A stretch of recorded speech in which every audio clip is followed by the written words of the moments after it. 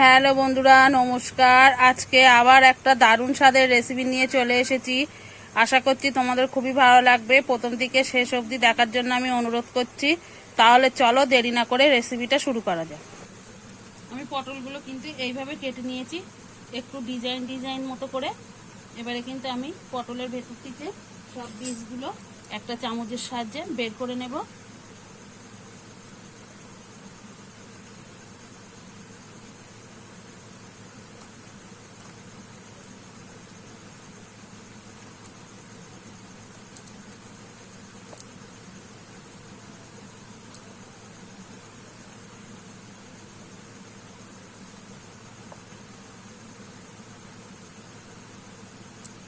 এইভাবেই কিন্তু আমি সব পটলের ভেতর থেকে বীজগুলো বের করে নেব।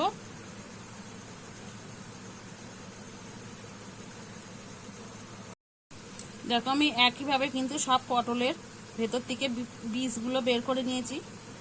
দেখতেই পাচ্ছ, পটলের ভেতর থেকে বীজ বা দানা সেটা আমি কিন্তু সব বের করে নিয়েছি।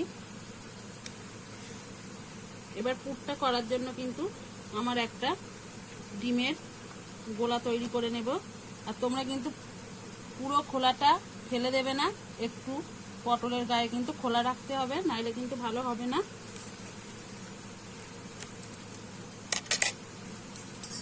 তার জন্য আমি একটা বড় বাটি নিয়ে নিলাম। আজকে আমার এখানে দুটো ডিম লাগবে। ডিম দুটো আমি ফাটিয়ে নেব।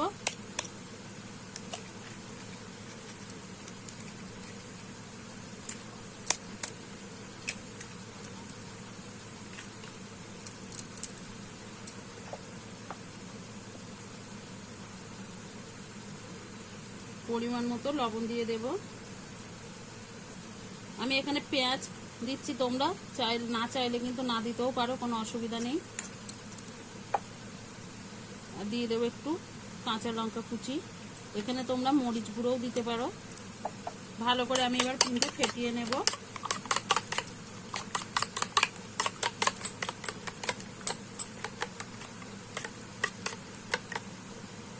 আমি ডিমটা ভালো করে কিন্তু ফেটিয়ে নিয়েছি। আর একটা ছোট এরকম হাতা মতো চামচ নিয়ে নিয়েছি। এবারে কিন্তু ডিমের গোলাটা আমি কিন্তু পটলের মধ্যে দিয়ে দেব।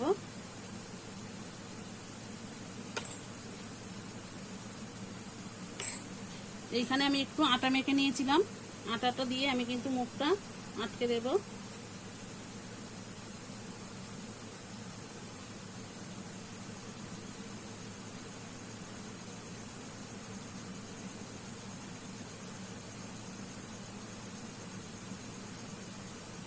দেখতেই পাচ্ছ আমার কিন্তু একটা হয়ে গেছে।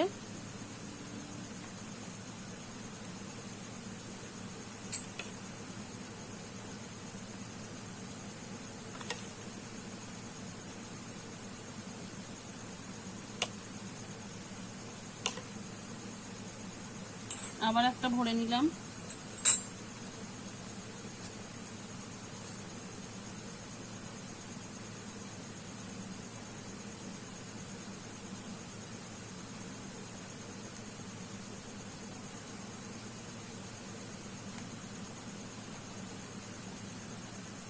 এইভাবে কিন্তু আমি সবগুলো রেডি করে নেব।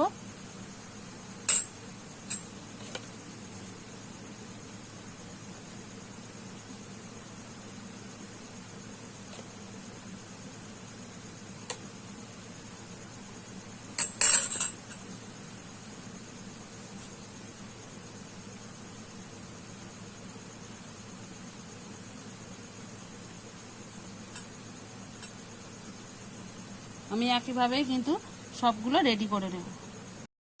দেখো, আমি একইভাবে কিন্তু মুখগুলো আটকে নিয়েছি, দেখতে পাচ্ছ। এবারে চলো উনুনটা ধরিয়ে নেব।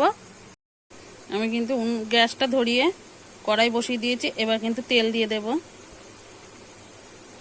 তেলটা আমি ভালো করে গরম করে নেব। তেলটা আমার গরম হয়ে গেছে, তেলটা একটু আমি নেড়ে নেব।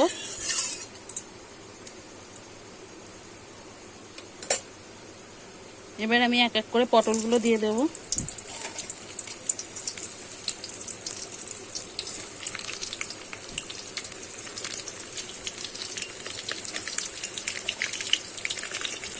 আমি পটলগুলো কিন্তু লাল লাল করে ভেজে নেব।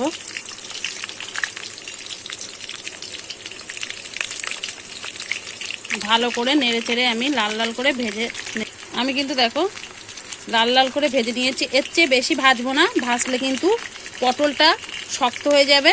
এরকম হলেই কিন্তু নাবিয়ে নিতে হবে। তোমরা দেখতেই পাচ্ছ একটু একটু লাল লাল রং ধরে গেছে। এবারে কিন্তু আমি নাবিয়ে নেব। দেখো পটলটা কিন্তু আমার ভাজা হয়ে গেছে। আমি কিন্তু আর ভাজবো না, এর চেয়ে কিন্তু বেশি ভাজলে পটলটা কিন্তু শক্ত লাগবে খাবার সময়। আর তোমরা তো দেখতেই পাচ্ছ একটু লাল লাল রং ধরে গেছে। এইভাবেই কিন্তু আমি নাবিয়ে নেব। এরকম সময়ে কিন্তু নাবিয়ে নিতে হবে। আর তোমরা কিন্তু যখন পটলটা দেবে তেলটা গরম করে গ্যাসের জোরটা কমিয়ে তারপরেই কিন্তু পটলটা দেবে। আর উনুনে করলে কিন্তু উনুনের জালটা কিন্তু কমিয়ে দিয়েই কিন্তু পটলটা দিতে হবে। তাহলে আমি কিন্তু এবারে নাবিয়ে নেব। দেখতেই পাচ্ছ রংটা ধরে গেছে কীরকম লাল লাল। এবারে কিন্তু আমি পটলটা নাবিয়ে নেব। ওই তেলেতেই কিন্তু আমি গোটা গরম মশলা ফোড়নে দিয়ে দেবো। এখানে আছে একটা এলাচ, একটু দালচিনি আর দুটো তিনটে কিন্তু লবঙ্গ আমি কিন্তু ফোড়নে দিয়ে দিয়েছি। এবার কিন্তু ফোড়নটা ভালো করে একটু নেড়ে নেব। এবারে দেব কেটে রাখা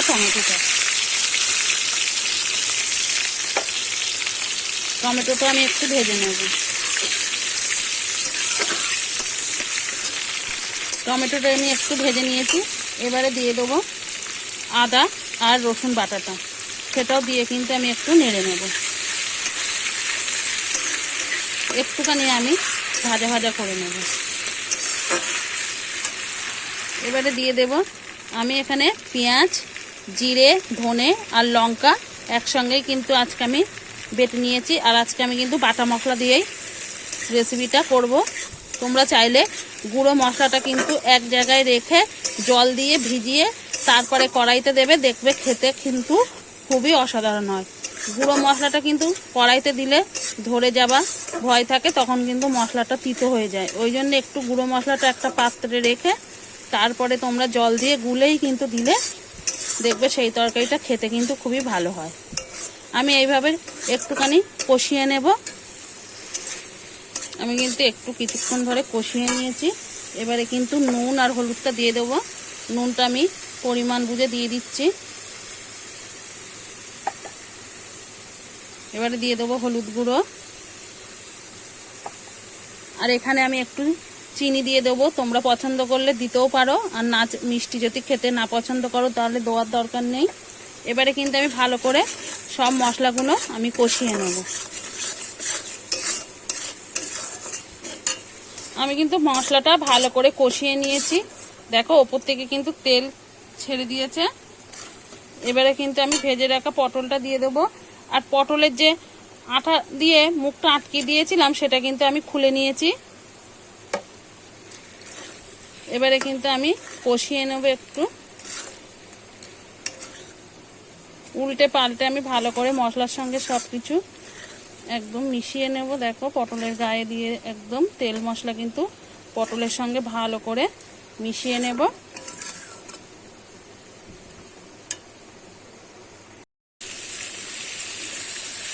আমি কিন্তু কিছুক্ষণ ধরে কিন্তু পটলটা ভালো করে মশলার সঙ্গে কষিয়ে নিয়েছি। আর কষাবো না। এবারে কিন্তু আমি জল দিয়ে দেব। জলটা খুব বেশি লাগবে না, কিন্তু পটলটা তো ভাজা হয়ে বেশিরভাগ সিদ্ধ হয়ে গেছে। এবারে অল্প একটু গ্রেভি করার জন্য কিন্তু আমি একটু বেশি জল দিলাম। তোমরা তোমাদের পছন্দ মতো জল দিয়ে নিও।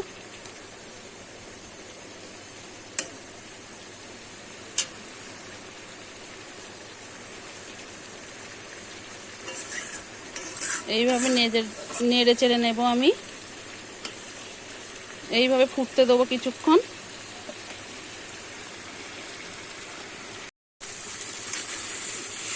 আমার কিন্তু পটলটা একদম রেডি হয়ে গেছে। এবার এখানে কিন্তু আমি একটু হাত দিয়ে ডোলে কাসুরি মেথি দিয়ে দেব। তোমরা এখানে চাইলে কিন্তু ধনেপাতাটাও দিতে পারো, আর না থাকলে না দিতেও পারো, অসুবিধা নেই। আর ওপর থেকে একটু আমি এবার গরম মশলা দিয়ে দিলাম। এবার একটু আমি নেড়ে চেড়ে কিন্তু নেব।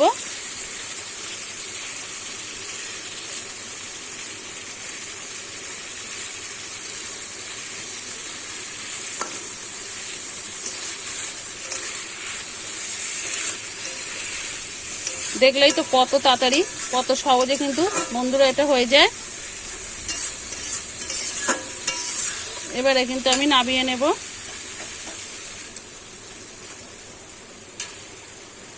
দেখুন বন্ধুরা, আমি একটা প্লেটে নামিয়ে নিয়েছি, পরিবেশন করার জন্য একদম রেডি।